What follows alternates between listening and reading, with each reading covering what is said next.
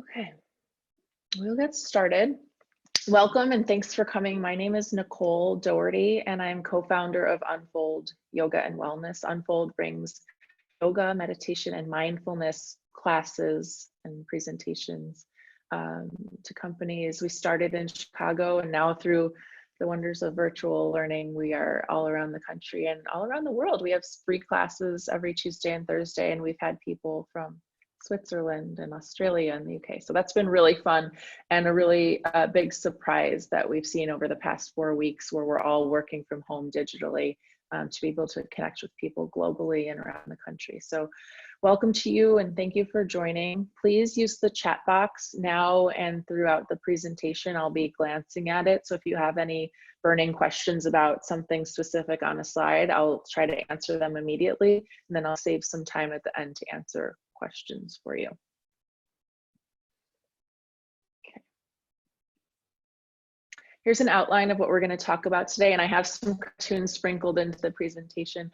When we talk about stress, things start to feel heavy and negative sometimes, so I like to just lighten the mood, and we will get to like the positives of stress and how it can be relieved and that throughout the presentation as well. But feel free to laugh at my little jokes.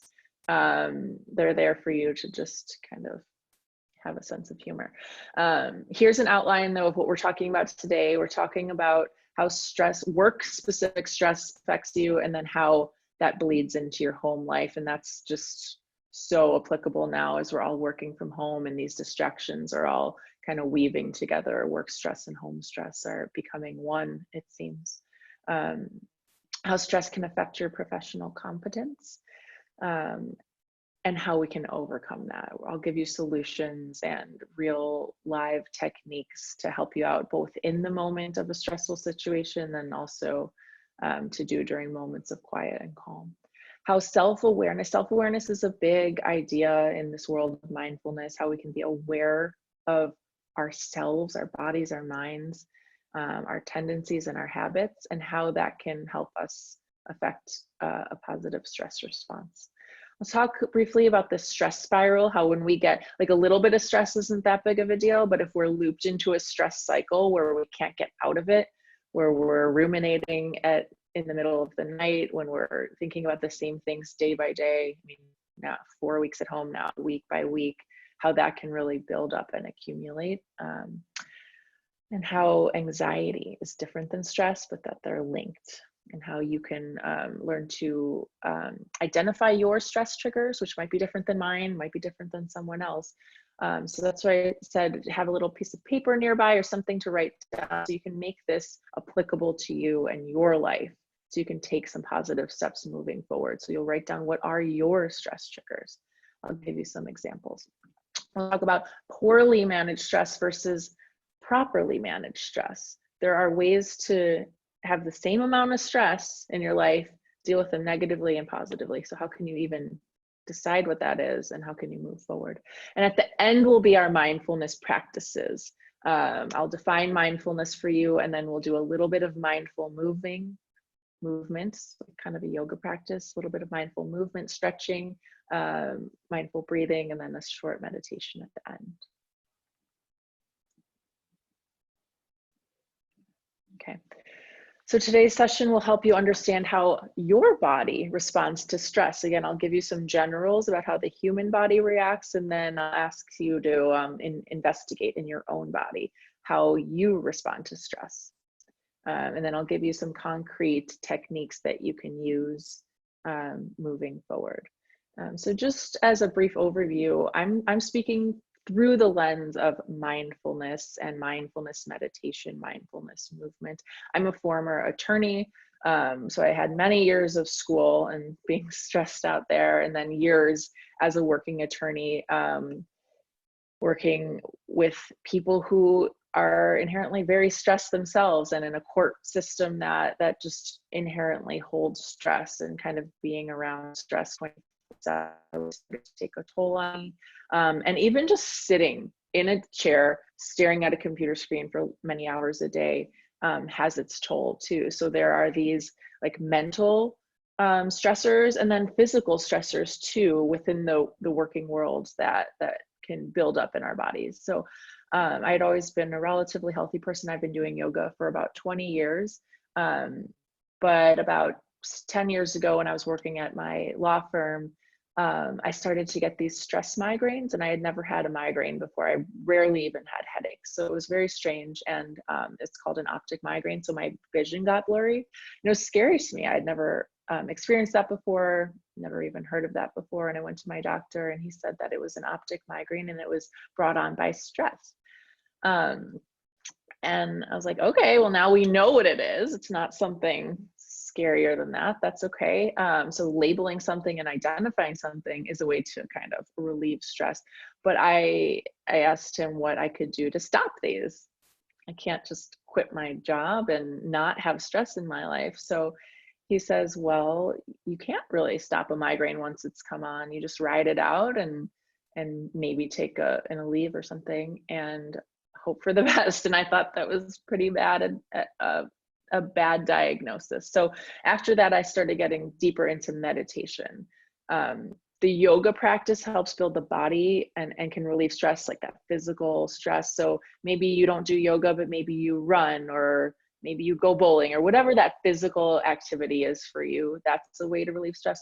But I really needed to dive into the mind space and get to the bottom of why I was so stressed. So after I started practicing meditation regularly, I stopped getting migraines, and I haven't had a migraine since. And I always preface this by saying I'm not a doctor, but I'm here to share what worked for me in my life, to hope that some little tidbit of this presentation affects your life in a positive way. I'm going to give you lots of techniques, and it's up to you to start practicing these on your own.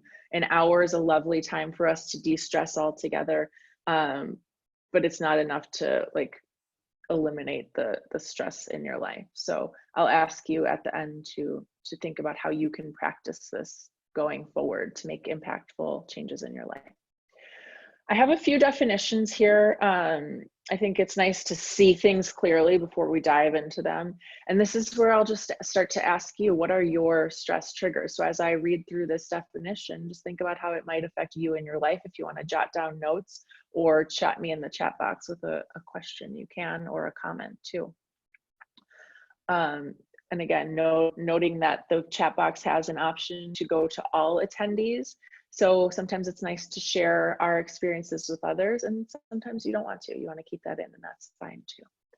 So stress is a state of mental or emotional strain or tension resulting from adverse or very demanding circumstances.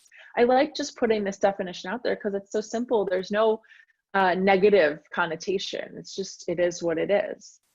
And if we could learn to see stress for that, it's just being in a adverse or demanding circumstance. That's not inherently bad.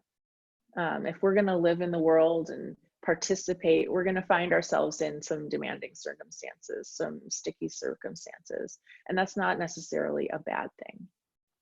There's a reason that stress exists in the human body, and I'll talk about that a little bit more at the end.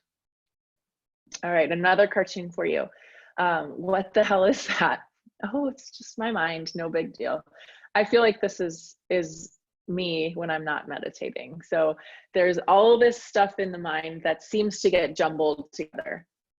Sometimes I'm feeling stressed and I don't know what I'm stressed about. And I think that's very applicable now in this situation. We're all feeling like this isolation, this layers of stress, but sometimes I don't know what I'm stressed about. Am I stressed about the COVID numbers that are increasing every day? Am I stressed because I think I'm gonna get sick, or my kids, or someone in my household?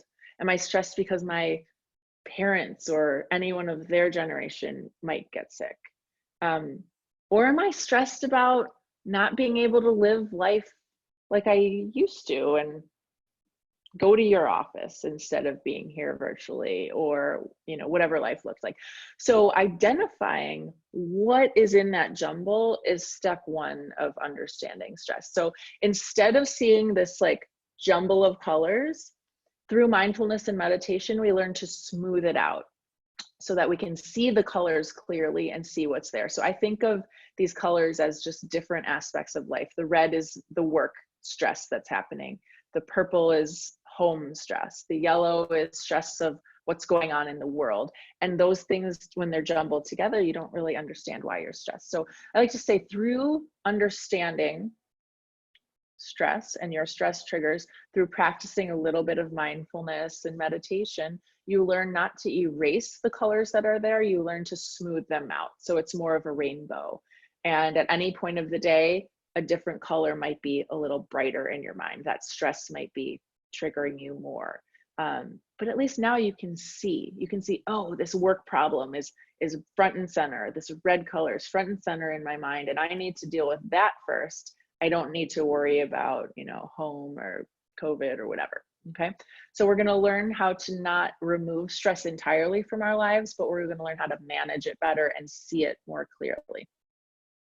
Okay. So anxiety is different than stress. Anxiety is stress that builds up about thinking about the future. Anxiety is a feeling of worry, nervousness, or unease, typically about an imminent event or something with an uncertain outcome. Again, very applicable to this situation now, something uncertain that we have no control over. And that can build stress up in the mind and in the physical body. Letting your thoughts get the best of you creates anxiety. So again, it's not really like in itself a problem. The problem is when we let it build off of and become a part of that stress cycle. A little bit of anxiety is not gonna be terrible for you. Again, there's a reason why these systems operate in our bodies. It's sometimes good to have a little anxiety, a little pep in your step, a little like motion forward. But when that impedes your life or prevents you from doing your job, taking care of your family, whatever it is in the world, then it becomes a problem. So if you're like me, I have this superhero ability to become anxiety girl, able to jump to the worst conclusion in a single bound. Sometimes my mind just goes there, worst case scenario right away. And rarely, if ever, has the worst case ever really come to fruition, right?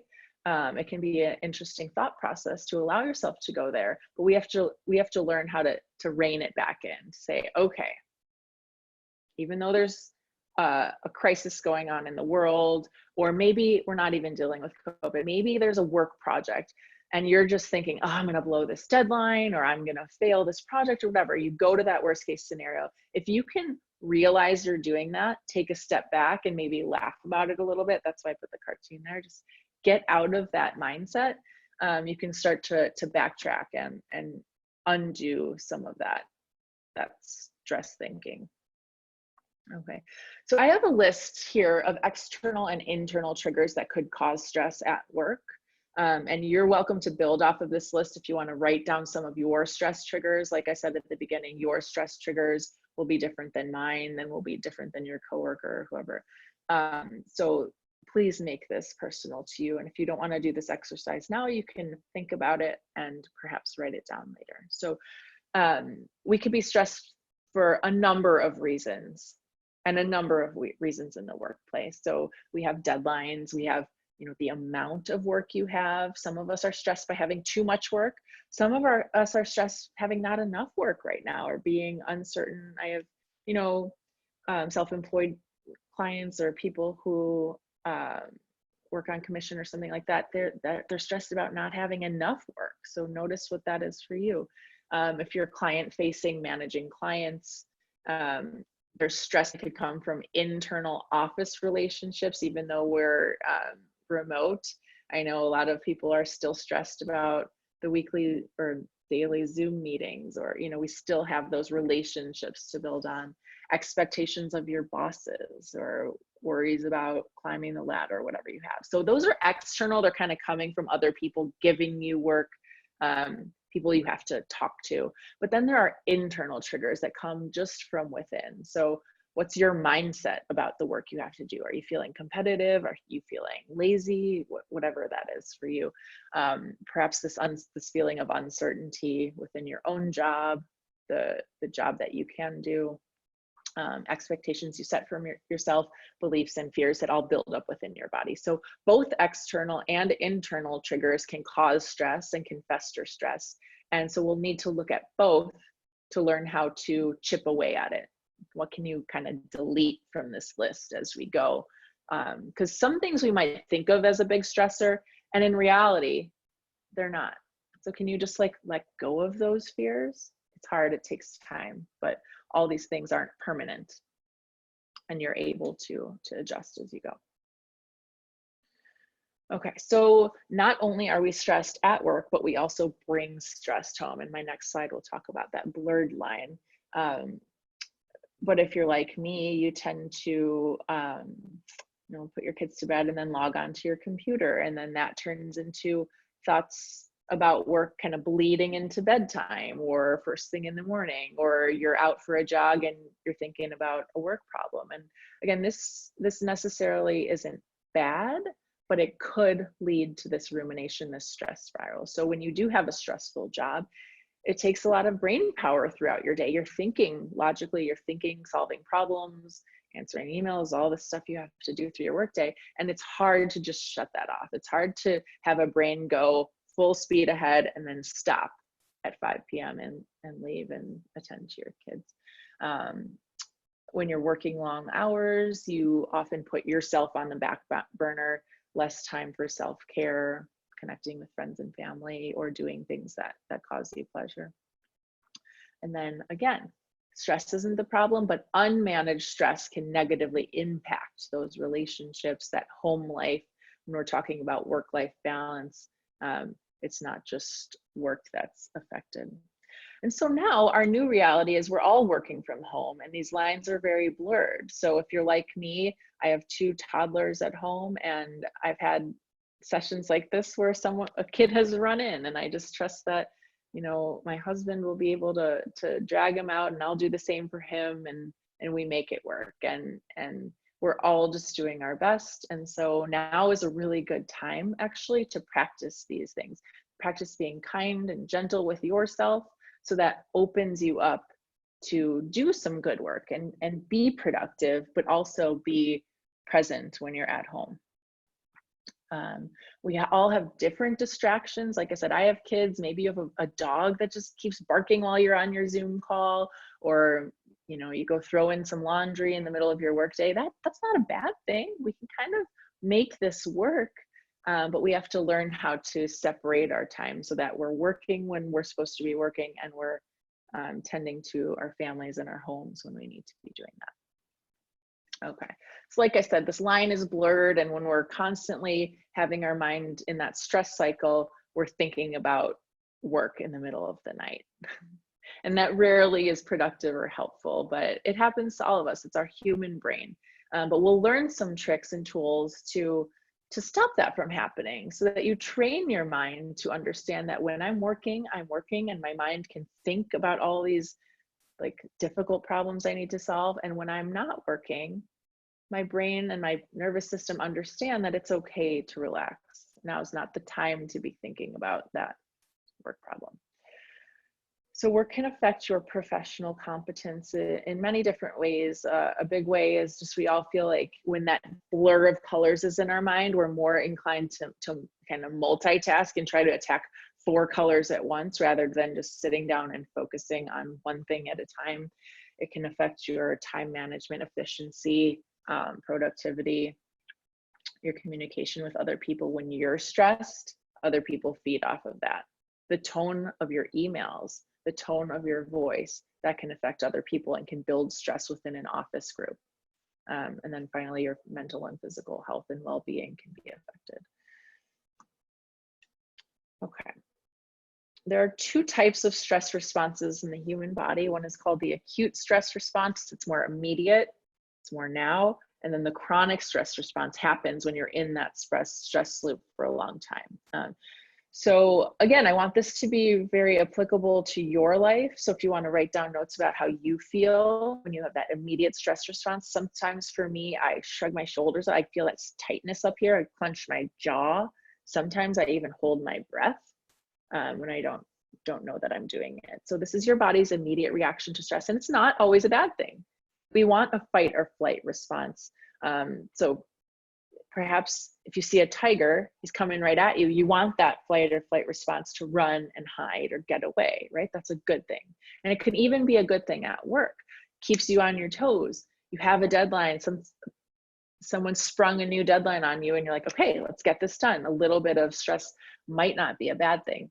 But if that stress response is being triggered at the very littlest thing, at maybe a snarky comment or a client being demanding or whatever it is for you, if you're getting that stress response every time something little happens, that could build up and that could be not so great. So anyway, so those smaller daily little acute stress responses can build up over time and become a chronic stress response. So not a problem if I do this once, but a problem if I live like this. So then my body has become affected, my jaw, if I'm not breathing fully, my mind, that can all be affected. And when that happens for, weeks on end or years on end or a whole career long of feeling stressed in the office, that can have severe consequences for the body. It can build up physically in the body, it can build up mentally, it can create bad habits, and it can cause, we've all felt that stress in our lives. We all had periods of stress. So if you can just think about, well, what are your tendencies? What are your acute stress responses? And what are your chronic stress issues? Perhaps write down a few words. Okay, so this is the stress loop I was talking about, and you can just kind of imagine how one thing leads to the other. So you experience something that's stressful to you. Let's say someone sprung a new deadline on you, and you have your physical, mental reaction to stress. So your mind maybe goes to the worst case scenario, or you have a thought pattern that happens, or you do something in your body, you clench your fists, or you crumple up, or whatever it is for you. And then that has a negative health impact. And again, that happens once, not a big deal. It happens every day for a year, that could be a problem. So you have increased sensitivity to your stress. Your body is used to that. So the next time you loop around, the body's quicker to get into that stress loop. And those negative habits reinforce. And then you have trouble concentrating. That's where the competency at work comes in. So you get snippy, that feeds off of your coworkers, then they get snippy, and it kind of is this whole loop, and it could cause a loop through your network of people. So we want to learn how to break away from this loop. Can we start attacking this loop at one of these points? So maybe we're not going to decrease stress, maybe we're going to still have all the same stressors in our life, but can we tamper that physical or mental reaction to stress? Once you see that stress coming on, can you do a breathing technique that I'm going to teach you, or stand up and go for a walk, or train yourself to get a new habit so that you're not looped into this stress cycle? So we need to attack both the acute and the chronic stress issues here, and I'll teach you how to do that through some of our practices. So like I said, the brain is hard to just turn off on a dime. So when I'm in periods of like a lot of demand at work, or like something crazy going on at home, I'm on my game. That acute stress response is on. It's not always a bad thing. I can get stuff done. But then later on, when I'm supposed to be relaxing or cooking or having a good time, I'm still stressed out. So we want to learn how to teach the body, it's okay to be on when I'm at work, but I need to learn how to softly come down when I'm not. So there are techniques you can use both while you're in the acute stress system and then when you're not. Okay. So like I mentioned before, stress itself isn't a bad thing. If there's a tiger coming at you, you want to freak out and run. But there are no tigers in, Chicago or wherever you are that are roaming the streets coming at you. So when we have poorly managed stress, it can lead to burnout and chronic fatigue, feeling tired and just kind of blah. This over time could lead to depression and anxiety, substance abuse. Sometimes we turn to, maybe it's coffee for you. Every time you feel stressed, you're like, I need a coffee, or alcohol, or whatever it is for you. This could lead to physical stress in the body. Like I said, I do this, but maybe you feel low back pain, tension in the hips, sciatica, whatever it is, tightness in the muscles, can cause you to lose sleep and even high blood pressure. But properly managed stress can actually be a good thing for you. So you can harness that stress to be more productive and efficient and have focus. You can, once you see clearly, like I said, you smooth out that rainbow, you can make better decisions on what things you want to attack first and what things can wait till later. Problem solving and creativity. You can actually build creativity through managing stress through mindfulness. You'll learn how to communicate better. Your memory can improve when you're seeing things clearly. That's an interesting one for me because I always thought I had a terrible memory, but really when you're focusing on one thing and not trying to multitask, you're better able to absorb. And then your confidence can increase as well. Okay, so we're going to get into the practice portion in a little bit. So I want to start by offering you this definition of mindfulness. So like I said, I'm viewing stress and stress management through the lens of mindfulness. And this is a definition from a man called John Kabat-Zinn, and he's one of the leading mindfulness teachers in the US today. You can jot down his name and Google him if you'd like. And I want to preface this by saying that mindfulness is so simple, but it's not always easy. And it's not always easy because our minds are trained in this stress loop. We're trained to want to think about 5 things at once. But now I'm going to teach you a new way to think, and then hopefully over time you can evolve to change some of those negative habits. So mindfulness is paying attention in a particular way on purpose in the present moment, non-judgmentally. I like this definition because it's so segmented, and each of these 5 things really means something, and we're going to dive into them. So the biggest one for me today is non-judgmentally. So not judging myself for the human reactions I have to things, to those stress responses, not letting that judgment further the stress cycle.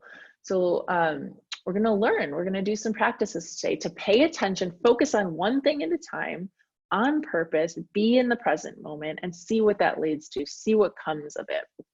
And the only way to do this is to practice in your own body. So how does this idea of mindfulness, being present non-judgmentally, help you reduce your stress?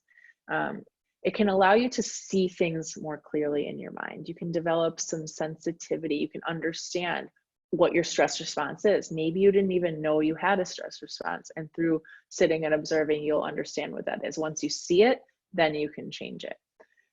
It can cultivate awareness of your thought patterns. Are you going to that worst case scenario every time something difficult comes up in your life? Or what is that thought pattern for you? What do you ruminate on at 3 a.m.? Those kind of things. It can help with self-regulation, teaching yourself how to come out of a stress response or even stop it before it starts. It can help build self-compassion. When we learn to not judge ourselves so much, we can be kinder to ourselves. And that fosters gratitude. So being grateful for the body and mind that you have, being grateful for the hard things in your life and good things in your life. And it can improve empathy. And I think this is really important now in this time when the whole world is going through a very similar circumstance. Your whole company, it's not just like one office is dealing with this, the whole company is going through the same thing at the same time.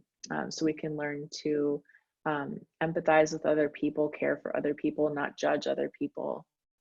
And that could lead to a happier work environment. That could lead to a happier home environment, happier world. And mindfulness can start to help shift your stress response.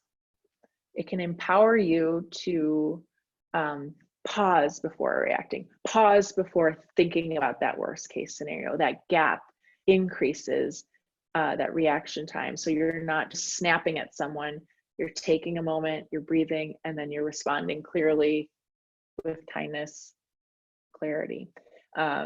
Changing the habitual reactions to stress triggers is a big thing. Perhaps instead of, like that substance, going for that coffee when you're feeling stressed, or whatever it is for you, maybe instead of that, you instead do a little mindful movement or do one of the techniques, and you can replace a bad habit with a good habit. It can help to reframe stress, understand that stress itself is not a problem. It's not negative in itself, it's how you react to it. And then it can improve your ability to focus and remain calm. Okay, so now is the point in our presentation where we're going to practice a little bit. So I'm going to ask you to, before we do anything, just close your eyes. And if you feel anxious with eyes closed, you can keep them open. Just look down so your eyes aren't darting around. And I don't want you to change anything about your physical body. I don't want you to change anything about your mental state. I just want you to start to observe. We're just going to practice being here in the present moment, non-judgmentally. So how are you feeling today? I feel like that question is so charged lately. I get a text from a friend, how are you? It feels so complicated right now. But if you could just start to pick away at that question and answer honestly to yourself, how are you? Are you feeling any stress in your physical body right now? Are you feeling any mental stress? There's no right or wrong answers when I'm going through these questions. Are you trying to judge yourself? Are you trying to go to the worst case scenario? And now finally, how are you sitting? Do you feel good in this posture? Are your legs crossed? Are you asymmetrical? What's going on with your head and your arms? And do you feel comfortable in your physical body? How's your breath flowing? How does your breath affect your posture? And over the next like 15 seconds, I want you to just start to sit with good posture. Whatever good posture looks like to you. So if your legs are crossed, you can uncross your legs. If your arms are crossed, uncross your arms. You can place your hands on your thighs or on your armrests of your chair. Try to get your head over your shoulders. And I want you to start to slow down your breath. Lengthen your inhales and lengthen your exhales. And notice how that might start to affect what's going on in your mind. Maybe it doesn't, but maybe it does. Can you feel the breath in your body? You feel the body open up as you breathe in. Feel the body relax as you breathe out. And we're gonna do one breath all together. It's like a big sigh of relief. We're gonna breathe in through the nose and out through the mouth. Start by exhaling with me. Get it all out. Take a big inhale through your nose. Open wide.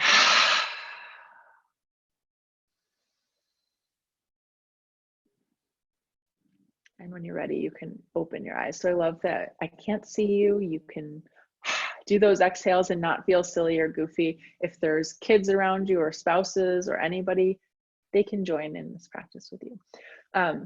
So simply changing the posture can be one of your tools in your toolbox. So maybe when you're stressed, you're hunching at your desk, you're typing over, but maybe you'll hear my little voice in your head when you're feeling that, and you just kind of straighten the spine. The chest opens, we're better able to breathe. And when we're better able to breathe, we get fresh oxygen into our bodies more efficiently, more fully. And oxygen fuels your brain, fuels every cell in your body. So breathing is a big part of combating the stress response. That's where I usually start. Take a deep breath, and we'll work on that. So I asked you to sit upright, but I'm going to kind of instruct you a little bit deeper. So if you're lounging into the back of your chair, maybe you scooch forward in your chair a little bit, so you're not encumbered by the back of your chair. Try to get your feet flat on the floor. And I know our workstations at home are different than our, fancy ergonomic work chairs that we have at work. So do the best you can. There's no perfect chair to be in. If you can get your feet on the floor, that's great. I want you to shrug your shoulders up to your ears and see if that helps you sit a little taller. Like all this energy is moving up. Take a big inhale. And as you exhale, drop your shoulders. Just let them relax. Do that again. Inhale, squeeze up. Exhale, release. Inhale, squeeze up. And this time, roll the shoulders back and set them down. So that'll be your reset for your posture. Your chest is open. Your shoulders are over your hips. I'm gonna ask you to bring your hands behind your head now. And just start to casually lean back. The hands are supporting the head so that the neck isn't strained at all. It should feel pretty comfortable. If any of these movements don't feel good for you, just come out, and you can either practice a little more shallowly, or you could just watch and take in the information and try to practice later. And I'm here for questions. I'm watching the chat box if you have them. So arch your back, maybe look up, lift your chin, and hold it here and observe how you feel. This is good for combating the hunching we do when we're typing at our computers or looking at our phones. So I would suggest doing this in the next pose every day if you can. This is our version of cow pose. If you've ever been on your hands and your knees for cat cow, this is a version you can do in your chair. Take a big inhale here. Stay for the exhale and arch your back a little bit more. Now we're gonna do the opposite. We're gonna round the back and tuck the chin in. So pull the elbows towards each other. Just hold it here. So I'm stretching between the shoulder blades. Notice where you feel the stretch. Like I said, we all hold tension in our body differently. And a lot of us hold a lot of stress and tension in the shoulders and the neck. Take a full breath here. We're gonna go back and forth. I'll suggest breathing through the nose if that's comfortable for you, but breathing through the mouth is fine too. As you inhale, arch your back and look up. As you exhale, round your back and tuck your chin. 2 more times. Inhale, arch your back, look up. Exhale, round your back and tuck your chin. 1 more time. Inhale. And exhale. Lift your head, release your hands, and close your eyes or just simply look down. I want you to just pause and observe the effects of those movements, both on your physical body and also on your mind. So right now I feel more energy. Like I feel the effects of that movement, the blood is flowing. I feel openness in my chest, which makes me feel a little brighter. I feel a little longer through the spine. What do you feel? Let's take one of those big breaths. Start with an exhale. Inhale through your nose. Open wide, let it go. You can open your eyes when you're ready. So those exhales, it's a breathing technique. It kind of clears the air, it clears the internal air. You're getting all that stale air out if you can. And you're hearing yourself. It's kind of this visual to you of letting go of whatever's in your body. So you can think about stress coming out. You can think about negativity coming out, whatever. So we're going to do that a couple more times as we go on. So think about those things. Stay in your chair about halfway on your seat, feet flat on the floor. I want you to reach your arms up and one hand at a time, try to touch the ceiling. So we're stretching out our side bodies, and these sides get really tight when we're sitting at our computers and typing all day. And as you reach up, maybe roll the wrist around or just move the fingers.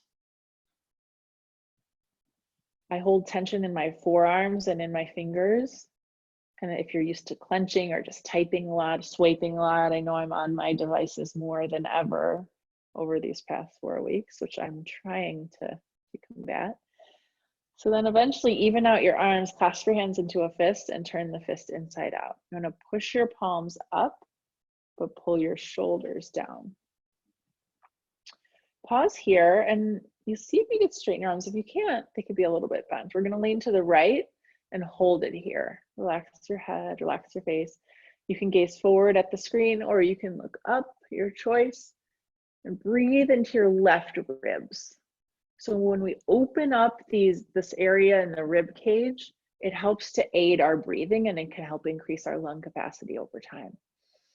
And increasing the lung capacity gets more oxygen into your brain and into your cells.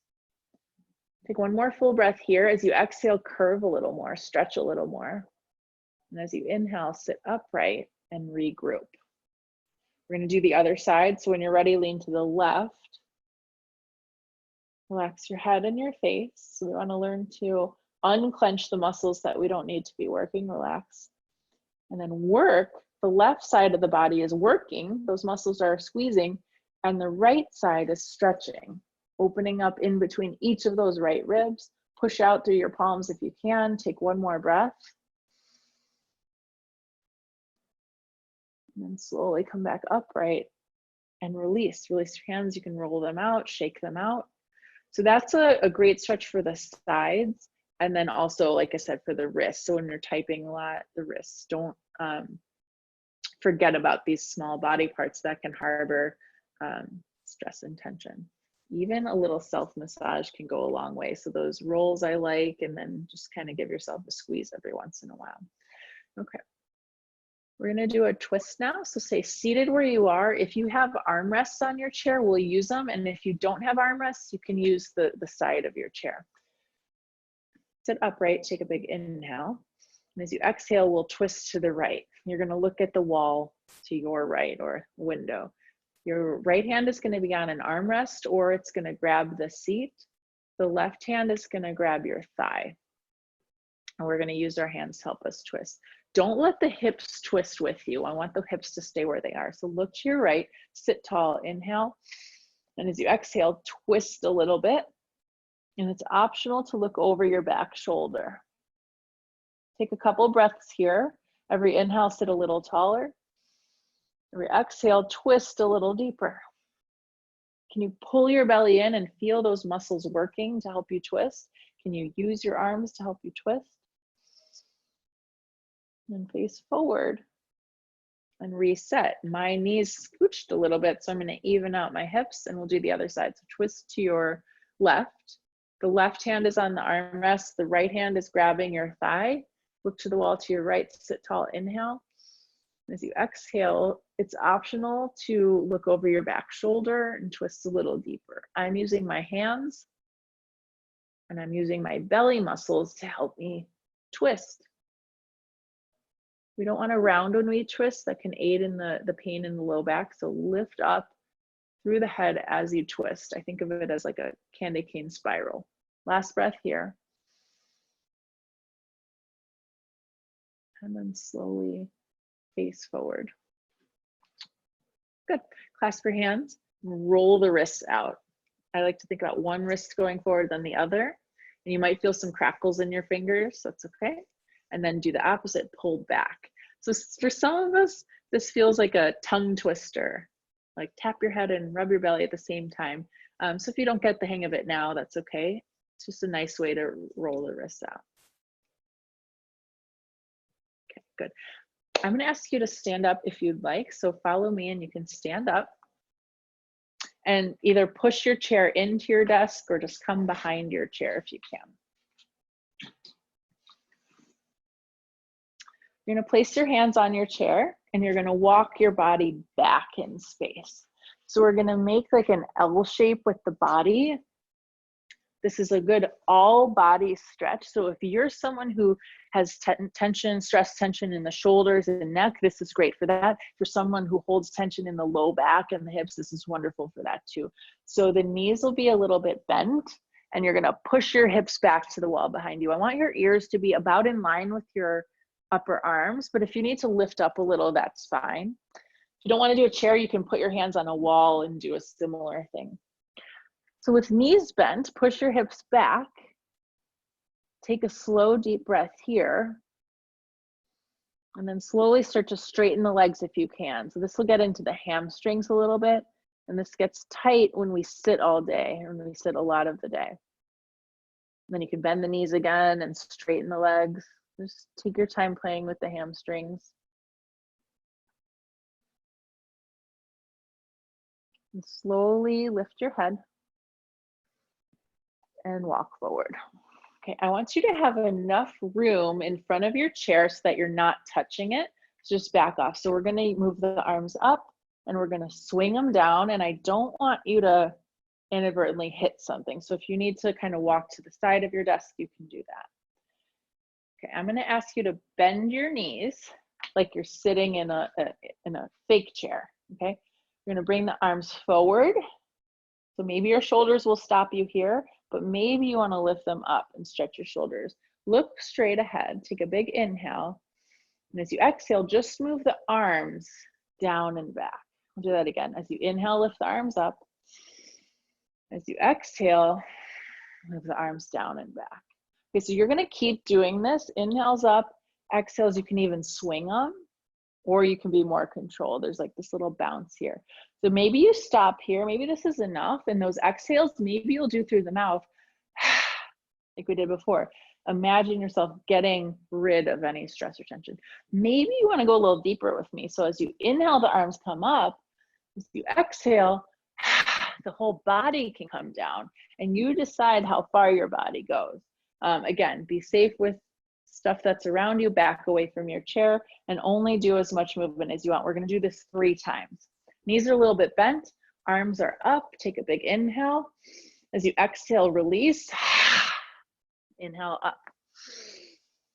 Exhale, release. Inhale up. Exhale. And stand back up and release. Come back into your chair and take a seat. So take a comfortable seat like we did before. You can sit about halfway. I want you to sit with good posture. Hands can rest on your thighs, palms face down or palms face up. Drop your chin to your chest and rock your head a little side to side and observe how the back of your neck feels. The neck, which leads into the jaw, holds a lot of tension when we're stressed. At least it does for me. Notice for that if that's true for you. You can start making circles with the head if you like. Some of us feel too much of a pinch when we do that. So if that's the case for you, you'll just stay with this rocking motion. But if you like the full circles, do it. Circle one way 2 or 3 times. And then circle the opposite way.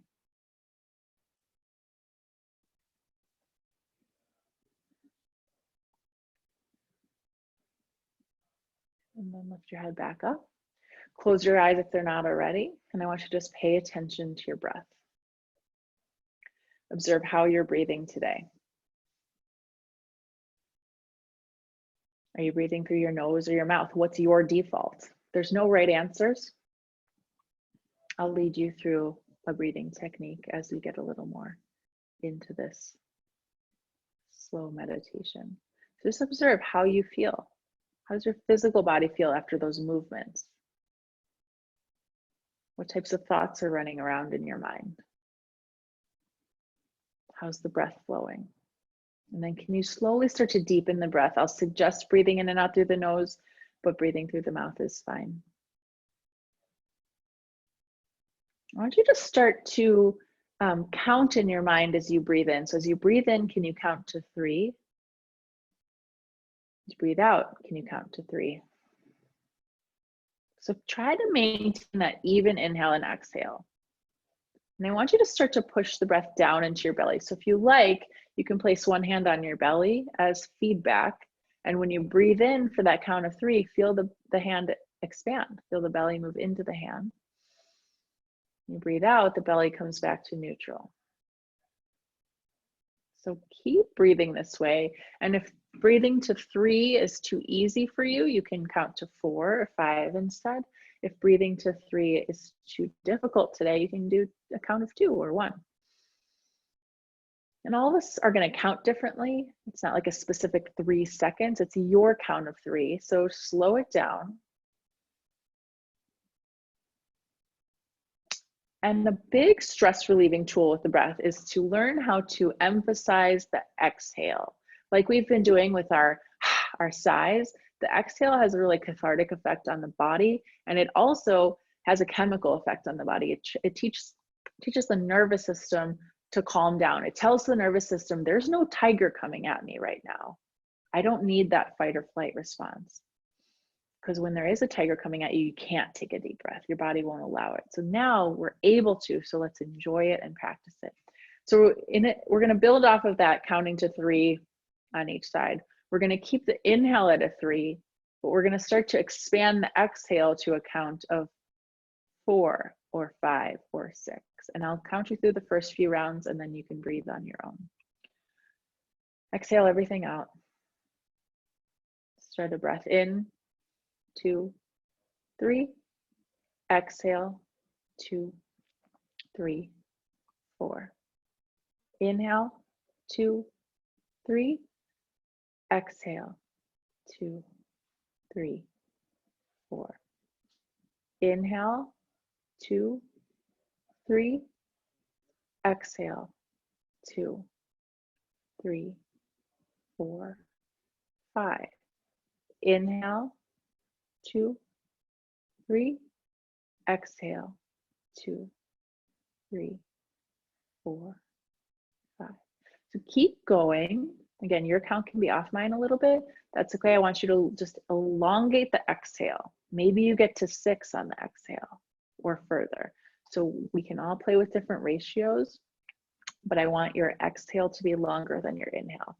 I give you a couple of minutes to do this, or maybe just 1 minute, and get a couple rounds in.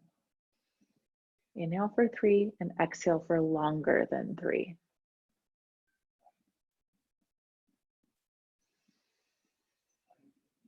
Fill up with that 3 count inhale. It's not like we're making it shallow, but we're taking it in 3 counts, and we're letting it go slowly. If that hand is still on your belly, you can keep it there. It's nice feedback, or you can remove it if you've already gotten used to that belly breathing. Let's do at least 2 more rounds of breath.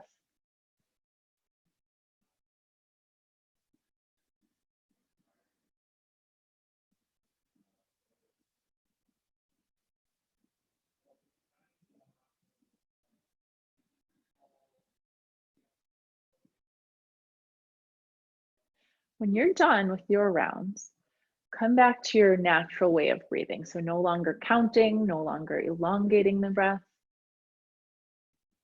Just let your body find its own natural rhythm, and allow yourself to find a sense of gratitude for the breath. The breath means we're alive. The breath comes whether we ask it to or not. And I find when we add a little bit of gratitude into my day or my practice, it helps me to not feel so stressed out. It helps me to combat any stress triggers that are trying to pop up. If you'd like, you can add a slight smile to your face. Again, no one's looking at you. It's just a very slight smile. You're not showing your teeth, just lifting up the corners of the mouth a little bit, and observe how that makes you feel. Unclench your jaw, relax your face, relax your shoulders. And so observe, how do you feel now? How are you? How do you feel in your body? How do you feel in your mind?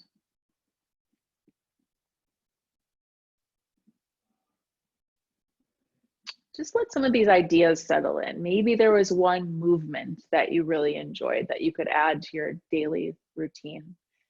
Every time when you're waiting for your emails to load, maybe you could do a cat-cow, or maybe you really liked that slow breathing technique. Or maybe you like just adding the smile. What can you harness from this presentation, this class, and take with you moving forward? Let that settle in now. A sense of gratitude, of peace, the sense of having this human body and this human mind, and you have all the tools you need to combat stress. But which ones are you going to use? We'll end class with that breath all together. Start with a little exhale. Take a big inhale through your nose. Open wide and let it go. It'll come out slowly. You can wiggle your fingers or rotate your head around. Stretch any body parts that need to be stretched. And so that was our mindfulness practice. We did mindfulness meditation. We did a breath work, a breathing exercise. It's called pranayama. We did mindful movements. So some yoga poses, some stretches that you can do every day at your desk when you're feeling tight. So I'm going to stick around for questions if you have them. Thanks, Valeriana. You can reach out to Chris and Bridget. We have free classes every Tuesday and Thursday that are 20 minutes long. It's meant to be a break in your day. So I find that like the end of the day, people start getting stressed and tired. So instead of going for that cup of coffee, can you do a quick mindfulness class? Or if you don't want to have my face in front of you, you can use some of these techniques. I have a handout that I'm going to send that you can reference after this presentation. You also have a lot of benefits. I was on a call with your benefits team, and you have apps you can use through your healthcare providers. You have resources on your own internal stuff. So use them. Like I said, the stuff is simple, but it's not easy, and you have to actually do it to get the results from it. You can't just listen to a lecture and then hope all the stress goes away. So use the tools that you have that are provided for you. I'm here to answer questions. Thanks, Daniel. So I'll be watching this chat box for the next five minutes. You can go to my website and email me there if you have a question you have later on. And then otherwise expect some materials from Chris and Bridget as a follow-up to this presentation. It's okay if you didn't like everything. We're not all gonna practice yoga like I do, but find some things that are stress relievers for you, make this personal to you, and try to do them. Try to replace, perhaps you have a bad habit that you want to replace with a better habit. And that could be a physical thing. Like I said, going for that 2 p.m. cup of coffee could be replaced with a brisk walk, or that, whatever it is. Maybe you like to go for a jog or pet your puppy or whatever it is. Thanks, Liz. Thanks for staying. Thanks for participating. Thanks, Dan. Oh, that's so sweet. Thank you. The calm comes with practice. I'm not always calm, but I do find myself snipping a little less, yelling at my kids less. Thank you. Not taking things so personally. There's still self-judgment, but